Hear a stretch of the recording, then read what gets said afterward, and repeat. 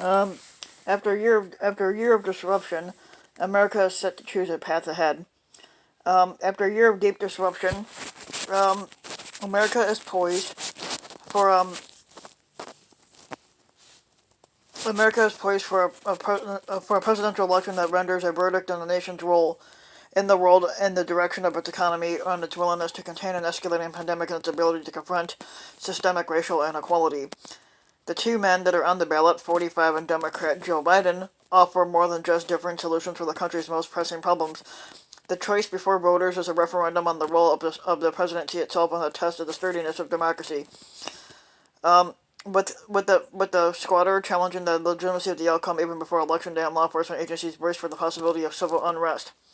There's more than just your standard ideological difference between the two candidates. There's a fundamentally different view of what the presidency is and what leadership means for the nation, said Jeffrey Engel, who's a director of the Center for Presidential History of the Southern Methodist University.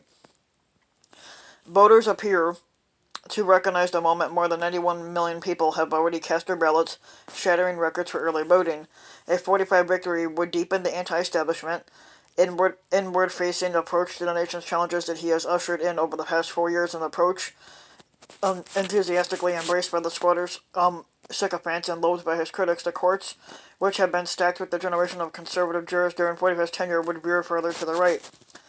A victory for Biden would be as much a repudiation of the incumbent as it would be a win for the longtime Democratic politician. A former vice president and senator, though Biden has outlined an agenda that envisions a more robust for the federal government and American life and a more aggressive effort to combat the pandemic, the core of his campaign centered on him being temperamental contrast to 45. Control of the Senate is also at stake. Competitive races from Maine to Arizona give Democrats a chance to retake the majority from repugs. Democrats are expected to easily maintain their grip on the House. This election is being held at a moment of bitter partisanship in America, and whichever candidate wins the White House will confront the challenge of governing through deep divisions.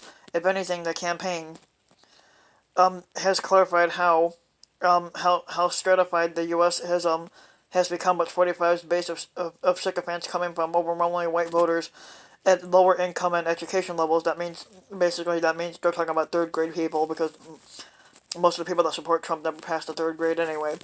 More highly educated Americans, particularly women and voters of color, most notably African Americans, have all abandoned the Republican Party during 45's 4 years in office. 45 faced a particularly fierce outcry from black Americans after his response to the largely peaceful protests that erupted across the country this summer over racial injustice and policing. The squatter highlighted the sporadic outbursts of violence and argued that white suburban neighborhoods would be overrun by mayhem if Biden was elected. Biden has condemned 45 as a racist, because 45 is a racist. Biden also has made explicit appeals to repugs, seeking to draw support from those who may have taken a chance on 45 but who have been turned off by his divisiveness and fierce personal attacks on critics.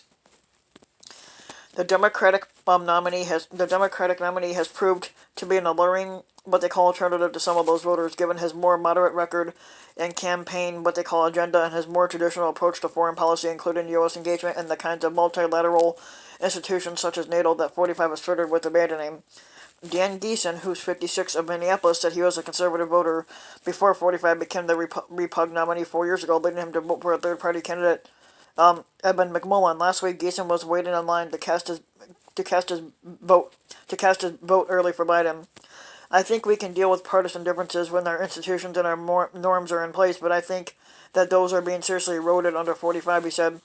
Biden heads into Tuesday's election with the edge in public polling, including a comfortable national lead and narrower advantage to some of his battleground states that will decide the contest. He has multiple paths to victory and has devoted significant resources to the upper midi state where 45 surprised Democrats 4 years ago, but also states such as Arizona and Georgia that for years have been reliable Repub territory.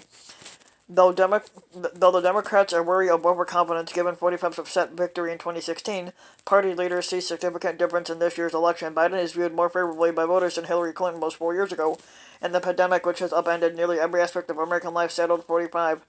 with overwhelmingly negative reviews from voters on his handling of the crisis. In the last 10 days of 2016, the story was, what's the FBI going to do about the newly reopened Hillary Clinton email investigation, says Senator Tim Kaine of Virginia, who was Clinton's running mate in 2016. Now Kaine said they're talking about COVID and how it's affecting communities. The pandemic, indeed, turned 45's plan for this election year inside out. The squatter opened 2020 in strong position, with a robust economic record, and the GOP unified behind him after he survived an impeachment trial centered on his request for Ukraine's help and digging up dirt on Biden. Since then, the coronavirus has gripped the nation, causing more than 230,000 deaths and affecting more than 9 million Americans. Both are the highest confirmed counts in the world. The U.S. economy has cratered, and though it has recovered somewhat, the unemployment rate still rests at 8%, and businesses across the country are worried about surviving the winter, given that infection rates are on the rise. 45 himself had contracted the virus in October and was briefly hospitalized. Since then, he has been barnstorming the country, holding what they call huge Klan rallies with crowds that are not socially distancing and they're not wearing masks. His message to Americans has been that the U.S. is rounding the corner, which it's not, on the virus, despite the fact that the cases are on the rise in most states, and the U.S. is setting daily records for confirmed cases. 65% of Americans have said that the squatter has not taken the pandemic seriously, according to a mid-October poll from the Associated Press NORC Center for Public Affairs Research.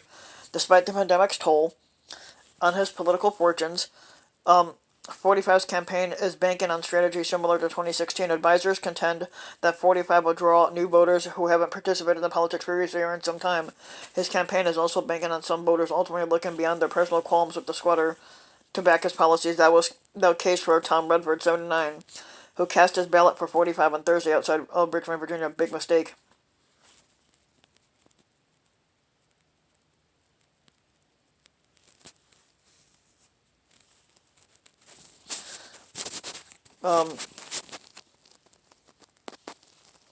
The squatter's pathway to the 270 Electoral College votes needed to win the White House is narrow. The only way he's going to be able to win that would be to hold on to Florida, which makes up most of the electoral votes, a perennial battleground, as well as nearly half the territory he carried in 2016. He spent the final days of his campaign on defense, making stops in such states as Georgia and Iowa, where he won comfortably 4 years ago. The challenge for 45 is engineering a late shift in the race when so many voters have already cast their ballots by Saturday. The early vote tally had represented more than 66% of all votes cast in the 2016 race. Yep.